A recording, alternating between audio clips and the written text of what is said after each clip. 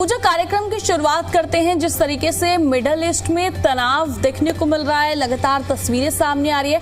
अब बात करेंगे कि उसका इम्पैक्ट भारत पर क्या पड़ रहा है और किन किन चीजों पर पड़ रहा है।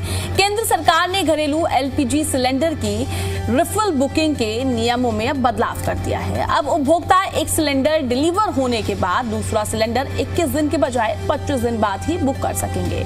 वहीं अमेरिका, इजराइल और ईरान जंग जिस तरीके से देखने को मिल रही है, हालात बेहद खराब होते हुए नजर आ रहे हैं। अंतर्राष्ट्रीय बाजार में कच्चे तेल के दाम 3.5 साल के हाई पर पहुंच चुके हैं।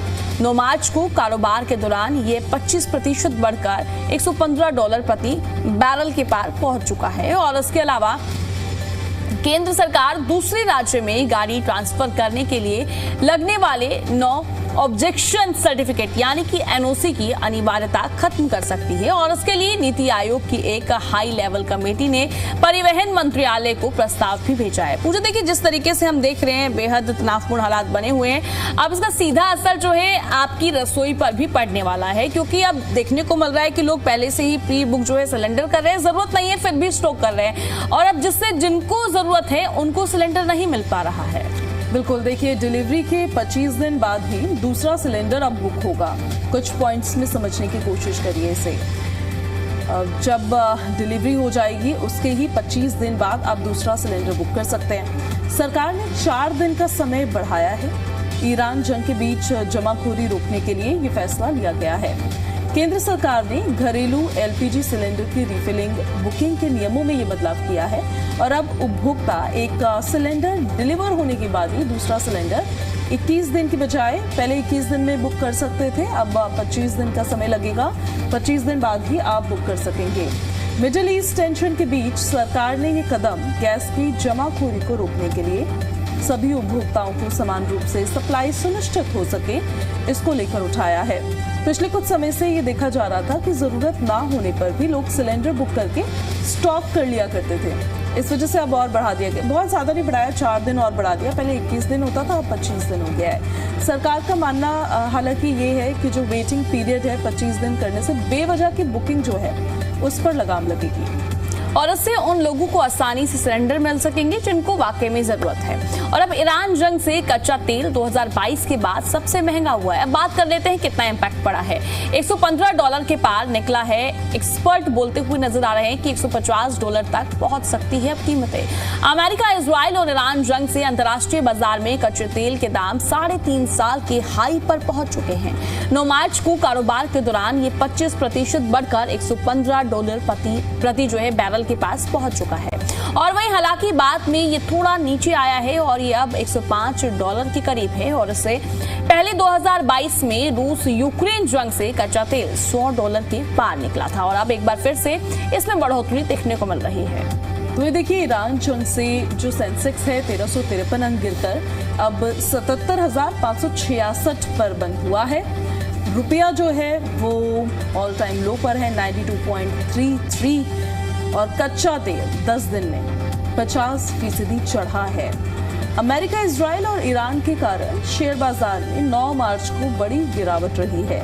सेंसेक्स 1353 अंक 1.71% नीचे आया है। 77,566 के स्तर पर बंद हुआ और निफ्टी में भी 422 अंक 1.73% की गिरावट रही। ये 24,028 रुपए पर बंद हुआ है और आज इस पॉइंट्स पर बंद हुआ है। और आज बैंक, ऑटो, मेटल, एनर्जी और एफएमसीजी शेयरों में ज्यादा बिकवाली रही। और जिस तरीके से हालात देखने को मिल रहे हैं उसको कहीं ना कहीं असर तो देखने को मिल रहा है। जियोपॉलिटिकल तनाव और जंग जैसी स्थिति में महंगाई बढ़ने का खतरा रहता है और इससे कंपनियों का मुनाफा भी कम हो सकता है। और ऐसे में निवेशक अपने शेयर बेचना शुरू कर देते हैं और सुरक्षित जगह निवेश करते हैं और इससे बाजारों में गिरावट आती है। अब रुपया रिकॉर्ड निचले स्तर पर पहली बार 92.33 पर आया है। मिडल ईस्ट युद्ध और कच्चा तेल महंगा होने से डॉलर मजबूत, विदेशी सामान महंगे हो गए हैं और भारतीय रुपया 9 मार्च को अमेरिकी डॉलर के मुकाबले 46 पैसे गिरकर 92.33 के रिकॉर्ड निचले स्तर पर पहुंच गया है और मिडल ईस्ट के बिगड़ते हालात के बीच ग्लोबल मार्केट में कच्चे तेल की कीमतों में भी भारी गिरावट दर्ज की गई है और डॉलर के मजबूत होने की वजह से रुपया में यह बड़ी गिरावट देखने को मिली है। और पूजा, यहाँ पर देखा जाए तो इस पूरे मामले पर एक्सपर्ट्स जो कह रहे हैं उनका कहना है कि जब तक युद्ध शांत नहीं होता रुपये पर दबाव बना रह सकता है और इस साल रुपया में अब तक 2% से ज्यादा की गिरावट आ चुकी है और इसके चलते ये 2026 में दुनिया के एमर्जिंग मार्केट्स की सबसे खराब प्रदर्शन करने वाली करेंसी में भी बताया जा रहा है कि उनमें से एक हो सकता है। और देखा जाए पूजा, जिस तरीके से हालात बने हुए हैं तो उसका कहीं ना कहीं असर सोने चांदी पर भी देखने को मिल रहा है और हम तस्वीरें भी लगातार अपने दर्शकों को दिखा रहे हैं। और अब दर्शकों की तरफ से यह भी कहा जा रहा है कि अब इसमें निवेश करें या ना करें। अगर हम देखा जाए तो कुछ दिनों से जो है सोने चांदी के दाम थोड़े नीचे गिर गए हैं, बढ़ोतरी देखने को नहीं मिली है, पर अभी भी कहा जा रहा है जब आप निवेश करें तो थोड़ा सोच समझ के करें अगर आप पैसा लगाते हैं। तो हमने किन किन चीजों पर देखा, बात सिलेंडर की जाए, गैस की जाए, कच्चे तेल की बात की जाए, सोने चांदी की बात की जाए, तो कहीं ना कहीं जिस तरीके से मिडल ईस्ट में हालात बने हुए हैं उसका असर सीधे तौर पर अब देखा जा रहा है। अब कहीं ना कहीं लोगों की जेब पर भी असर पड़ रहा है। अब जिस तरीके से सिलेंडर को लेकर जानकारी सामने आई कि अब 4 दिन का टाइम पीरियड बढ़ा दिया गया है। वो टाइम पीरियड इसलिए बढ़ाया गया है क्योंकि लोग डर के मारे पूजा पहले से ही स्टॉक कर रहे हैं कि आने वाले समय में क्या पता और महंगा हो जाए और ना मिले, पर जिसको जरूरत है उसको मिल ही नहीं पा रहा है। इस वजह से अब सरकार की तरफ से फैसला लिया गया, टाइम पीरियड को बढ़ाया गया जिससे जिसको जरूरत है उसके घर में सिलेंडर पहुंच सके। तो ईरान जंग के बीच जमाखोरी को रोकने के लिए दरअसल ये फैसला लिया गया है कि केंद्र सरकार ने घरेलू एलपीजी सिलेंडर की रीफिल बुकिंग के नियमों में ये बदलाव किया है। उपभोक्ता एक सिलेंडर डिलीवर होने के बाद दूसरा सिलेंडर 21 दिन की बजाय 25 दिन बाद ही बुक कर सकेंगे। मिडिल ईस्ट टेंशन के बीच सरकार ने ये कदम गैस की जमाखोरी रोकने और सभी उपभोक्ताओं को समान रूप से सप्लाई सुनिश्चित करने के लिए उठाया है। पिछले कुछ समय से ये देखा जा रहा था कि जरूरत ना होने पर भी लोग सिलेंडर बुक करके स्टॉक कर रहे थे। सरकार का मानना ऐसा था कि वेटिंग पीरियड को 25 दिन करने से बेवजह की बुकिंग पर लगाम लगेगी और इससे उन लोगों को आसानी से सिलेंडर मिल सकेगा जिनको वाकई में जरूरत है। ईरान जंग से कच्चा तेल 2022 के बाद सबसे महंगा हो गया है, $115 के पार निकला है और एक्सपर्ट्स बोल रहे हैं कि $150 तक भी पहुंच सकती है ये कीमतें। और अमेरिका, इजराइल और ईरान जंग से जो अंतर्राष्ट्रीय बाजार में कीमतें हैं उसको लेकर अब ये चेंजेस जो हैं वो देखने को एक तरीके से मिलते हुए नजर आ रहे हैं। मिडिल ईस्ट में बढ़ते युद्ध का असर भारत में भी दिखाई देने लगा है। कच्चे तेल की कीमतों में तेजी से उछाल भी नजर आ रहा है। बिल्कुल, अब पूजा अपडेट दे देते हैं कमर्शियल सिलेंडर को लेकर। इसको लेकर भी जानकारी सामने आई है और बेहद जरूरी हो जाता है व्यापारी लोगों के लिए, जिनके होटल्स हैं उनके लिए।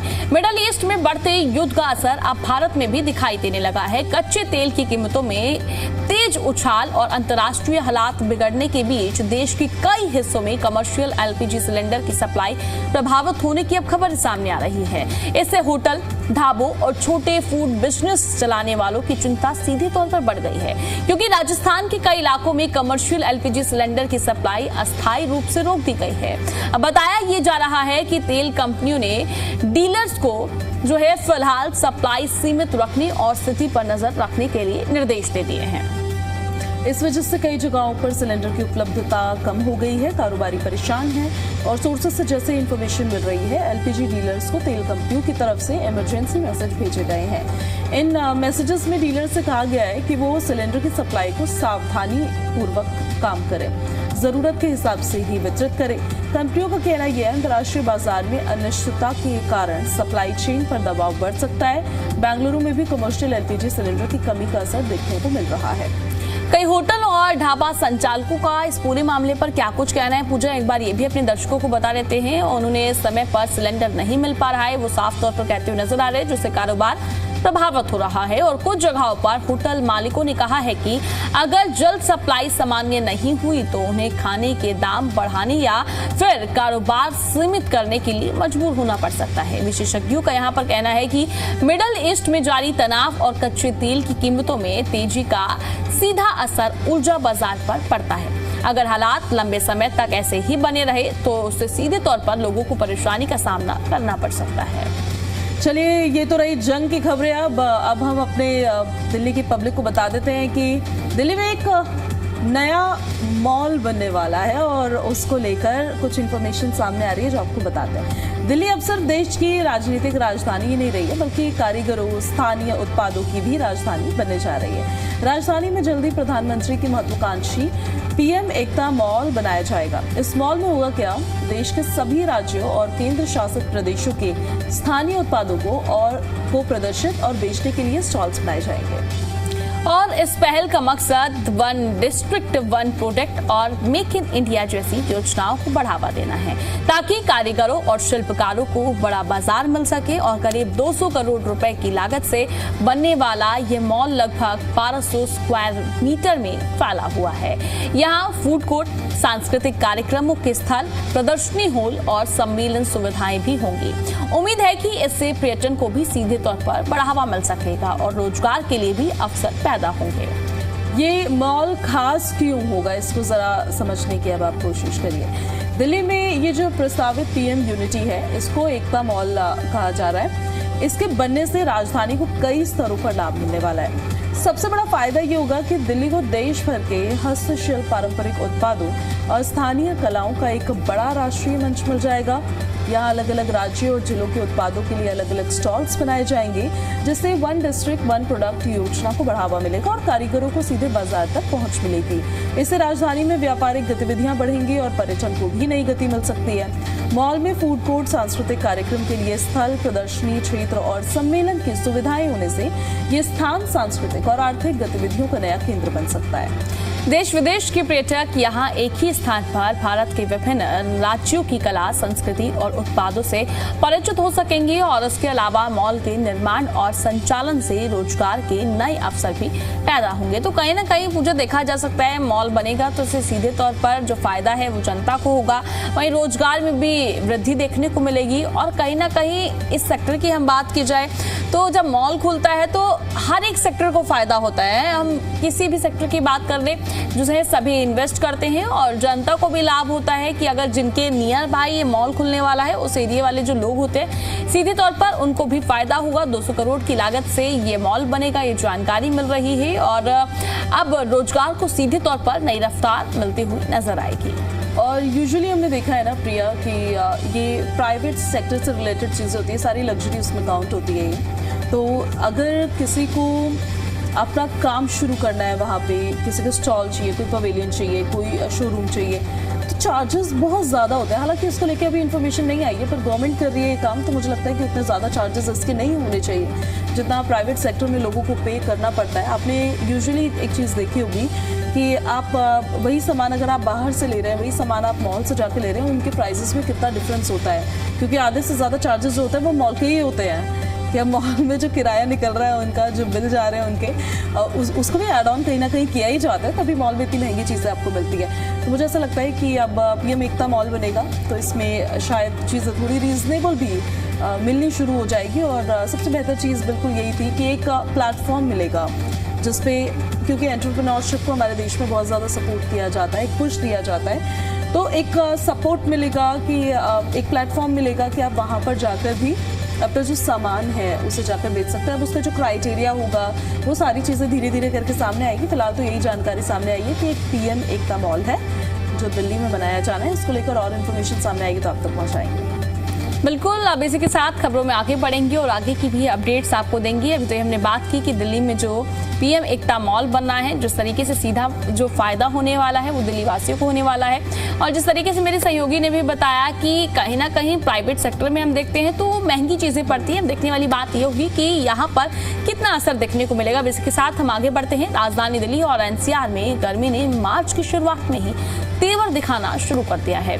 बढ़ता तापमान, चिलमिलाती उमस और दिन में चलने वाली गर्म हवाएं लोगों को काफी परेशान कर रही है। मौसम विभाग के मुताबिक 10 और 11 मार्च को राजधानी में भीषण गर्मी पड़ने की संभावना है। इन दिनों जो मैक्सिमम टेम्परेचर रहेगा वो 38 से 40 डिग्री सेल्सियस तक पहुंच सकता है और ये मार्च के महीने के हिसाब से बहुत ज़्यादा है प्रिया, कहीं ना कहीं। जबकि रात का जो तापमान है करीब 20 डिग्री सेल्सियस के आसपास रहने की संभावना जताई जा रही है। विशेषज्ञों का कहना यह है कि इस बार मार्च में गर्मी कई पुराने रिकॉर्ड तोड़ सकती है। राजस्थान, गुजरात और महाराष्ट्र के कई इलाकों में भी तापमान 40 डिग्री सेल्सियस के करीब पहुँच चुका है। और फिलहाल अगले कुछ दिनों तक गर्मी से राहत मिलने के आसार कम ही नजर आ रहे हैं। पूजा पर देखा जाए जिस तरीके से, अभी तो फिलहाल हम मार्च महीने की बात कर रहे हैं, ये गर्मी फैब से ही हमें देखने को मिल रही है कि इस बार जितनी ठंड पड़नी चाहिए थी उस अकॉर्डिंग उतनी ठंड नहीं पड़ी। और कहते हैं ना कि जब ठंड इतनी नहीं पड़ती है तो गर्मी उतनी ही पड़ती है, और देखने को मिल रहा है फैब मंथ से ही गर्मी पूरी पड़ती हुई नजर आ रही है और मार्च शुरू हो गया है। हालांकि होली के बाद कहते हैं कि मौसम थोड़ा गर्म होने लगता है, पर ये जो गर्मी है इस तरीके से अभी मार्च के महीने में हालात देखने को मिल रहे हैं। अब सवाल यही है जून जुलाई में क्या हालात होंगे। अभी से इतनी गर्मी है, लू देखने को मिल रही है, लोगों को परेशानी का सामना करना पड़ रहा है। 46, 37, 40 डिग्री तक तापमान पहुंच चुका है। अब सवाल यही है कि इतनी गर्मी आखिर क्यों पड़ रही है और लोगों को भी काफी परेशानी का सामना करना पड़ रहा है। और जिस तरीके से मौसम में चेंजेस देखने को मिले हैं पूजा, अब कहीं ना कहीं लोगों की सेहत पर भी प्रभाव पड़ रहा है।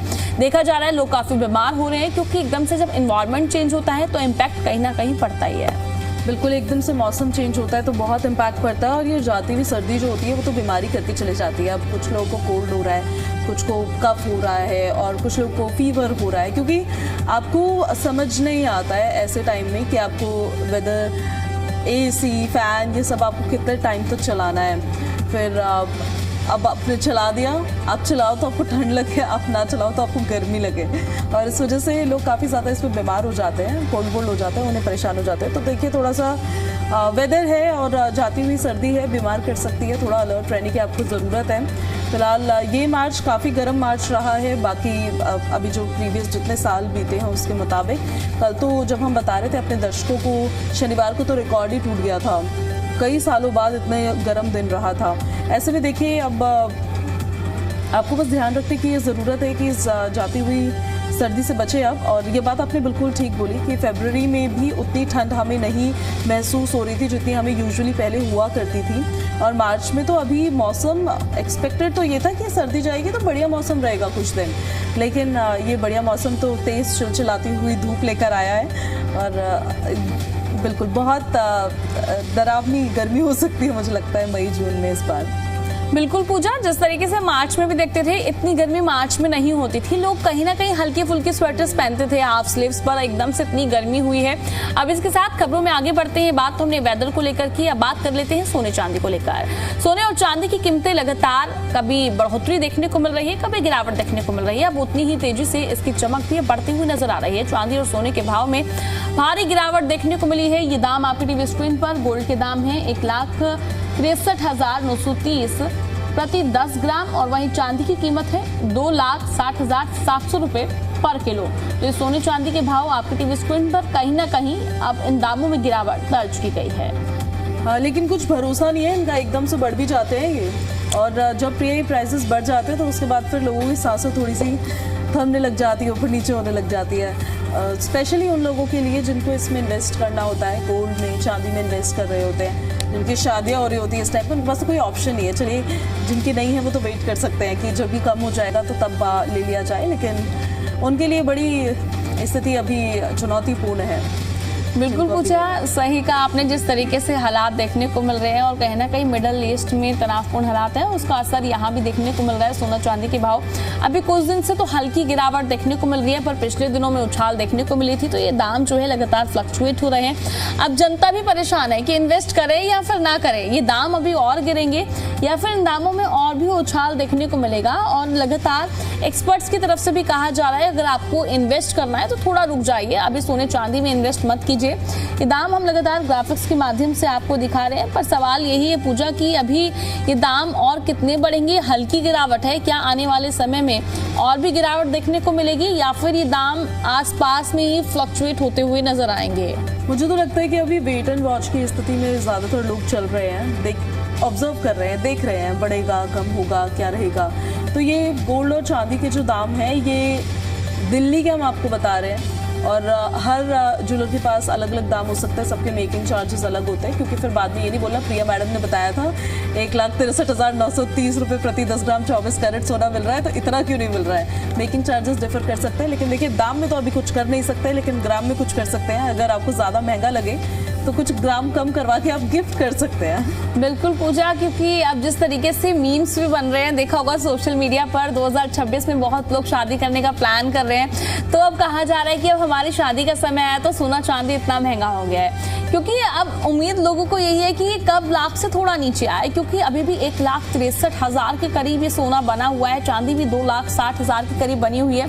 अब देखने वाली बात होगी कि मेरे को लगता तो नहीं है कि इतने दाम ये गिरेंगे, हालांकि हल्की फुल्की तो ऊपर नीचे देखने को मिल सकते हैं, क्योंकि जिस तरीके से पूजा हमने जब से कार्यक्रम शुरू किया है ये दाम बढ़ते हुए नजर आ रहे हैं। 1,63,000 के करीब अभी भी दाम पहुंच चुके हैं। हम देखते हैं कि दाम गिरेंगी या फिर इसी तरीके से हल्की फुल्की ऊपर नीचे होते हुए नजर आएंगे। पर हाँ, सभी की नजरें सोने चांदी पर तो टिकी हुई है कि ये दाम जल्द गिरे और हम यहाँ पर इन्वेस्ट करें, पर फिलहाल अभी हल्की गिरावट दर्ज की गई है। एक और मैंने मीम देखा था, उसमें लिखा हुआ था कि सोने चांदी ने तो फील्डिंग सेट कर दी है सब लोगों की, और वो कहीं ना कहीं सेट होती हुई नजर भी आ रही है, क्योंकि देखिए 1,63,930 और अभी कुछ दिनों पहले तक तो जिस हाइक के साथ ये बढ़ रहे थे प्राइसेस, ऐसा लग रहा था कि गोल्ड जाएगा 2 लाख के पार और चांदी तो 3 लाख के पार पहुंच ही गया था।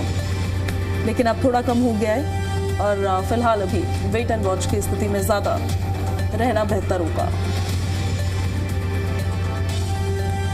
और चलिए अब आपको फटाफट से फ्यूल प्राइसेस भी बता देते हैं हम कि आज पेट्रोल, डीजल और सीएनजी के दाम कहां पर कितने में आपको ये फ्यूल मिलने वाला है। दिल्ली की सबसे पहले बात करते हैं। दिल्ली में पेट्रोल है आज 94.7 सेंट पर लीटर, डीजल 87.67 पर लीटर और सीएनजी है 77.09 पर किलोग्राम। वहीं नोएडा की बात की जाए तो नोएडा में पेट्रोल की कीमत है 94.74 पर लीटर और साथ ही डीजल है 88.19 पर लीटर और सीएनजी है 85.70 पर केजी। वहीं गुरुग्राम की बात की जाए तो गुरुग्राम में पेट्रोल के दाम है 95.65 पर लीटर और साथ ही डीजल की कीमत है 87.60 पर लीटर और साथ ही सीएनजी की बात की जाए तो 82.12 पर केजी है। तो ये दिल्ली, नोएडा, गुरुग्राम के दाम आपके टीवी स्क्रीन पर। पेट्रोल, डीजल और सीएनजी के दाम हम आपको बता रहे हैं।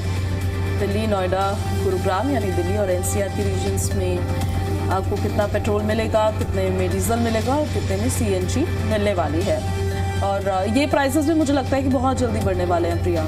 उसका असर जो मिडिल ईस्ट में जंग चल रही है उसका असर कहीं ना कहीं यहाँ भी पड़ता हुआ अब नजर आएगा और मुझे लगता है सेंचुरी मार लेंगे। बिल्कुल पूजा, आपने सही कहा। कहीं ना कहीं असर तो सीधे तौर पर देखना ही पड़ेगा और ये दाम हम लगातार आप तक पहुंचा रहे हैं। ये दाम आपके टीवी स्क्रीन पर हैं। दिल्ली, नोएडा, गुरुग्राम पर अभी तक तो ये जो दाम है उतने ही देखने को मिल रहे हैं। हल्का फुल्का असर जो है देखने को मिलता है, पर सवाल यही है, अब देखने वाली बात ये होगी क्या आने वाले समय में इन दामों में बढ़ोतरी और भी ज्यादा देखने को मिल सकती है। मेरा सवाल ये है, क्या ये दाम कम होंगे? ये जब से हम देख रहे हैं हमें वादा मिला था कि हमें पेट्रोल और डीजल सस्ता मिलेगा लेकिन ये 90 क्रॉस और ये कब से 90 ही क्रॉस है। ये दाम कब कम होंगे? बिल्कुल पूजा, मेरे को लगता है ये जो सवाल है ना सभी के जहन में है, क्या ये दाम कम होंगे या फिर इसी तरीके से बरकरार रहेंगे, क्योंकि कहते हैं ना इसका सीधा असर जो है पॉकेट पर पड़ता हुआ नजर आ रहा है। दाम कम नहीं हो रहे हैं। हाँ, अब कहीं ना कहीं लोगों ने पेट्रोल से स्विच करके सीएनजी पर तो आ गए हैं कि हाँ भाई सीएनजी कम से कम एवरेज तो अच्छी देती है। और पर अब सवाल यही है कि दाम कम होंगे या नहीं होंगे। हाँ, पर ये कहा जा सकता है इन दामों में उछाल देखने को मिल सकता है आने वाले समय में। तो कहीं ना कहीं मिडल ईस्ट में जो तनाव चल रहा है उसका असर सीधे तौर पर देखा जा रहा है। अब तेल की कीमतों में भी आने वाले समय में उछाल देखा जा सकता है। बिल्कुल, और हम तो स्टोर भी नहीं कर सकते ऐसे, ये जैसे एलपीजी सिलेंडर्स की पहले हम बात कर रहे थे, क्योंकि पता है होता ये है प्रिया कि इतना ज़्यादा प्राइस हाइक है पेट्रोल डीजल का, इवन सीएनजी भी आसपास ही है। बस ये फ़र्क रह जाता है कि सीएनजी एवरेज अच्छा दे देती है, तो जहाँ पेट्रोल की टंकी आपकी 1 हफ्ते में ख़त्म होती है, हफ्ते 10 दिन में, ये 2-2.5 हफ्ता चल जाती है। लेकिन प्राइस इतना ज़्यादा होता है कि जब भी आप फ्यूल स्टेशन पर हो और वहाँ पर आप ज़ीरो देख रहे होते हैं और आपका पूरा टैंक फुल हो रहा होता है, तो वो इतना भारी असर डालता है आपकी जेब पर कि वो देखने में बिल्कुल अच्छा नहीं लगता है। बिल्कुल पूछा, पर कहीं ना कहीं जो लोग बोलते थे ना कि हम अपनी गाड़ी पेट्रोल पर ही चलाएंगे, गाड़ी जो है अच्छी स्थिति में रहती है, पर कहीं ना कहीं अब वो लोग भी सीएनजी पर स्विच कर चुके हैं कि हाँ भाई, जिस तरीके से दाम बढ़ रहे हैं और दामों में गिरावट तो देखने को नहीं मिल रही है फिलहाल, जो बात की जाए दाम जो है स्थिर है, पर हाँ आने वाले समय में बढ़ोतरी देखने को मिल सकती है, एक बार फिर से दामों पर और भी बढ़ सकते हैं लोग। बिल्कुल बिल्कुल, पर इलेक्ट्रिक व्हीकल्स की और स्विच तो कर रहे हैं, पर इतने जो कहेंगे हम चार्जिंग पॉइंट्स अभी फिलहाल इतने नहीं हैं।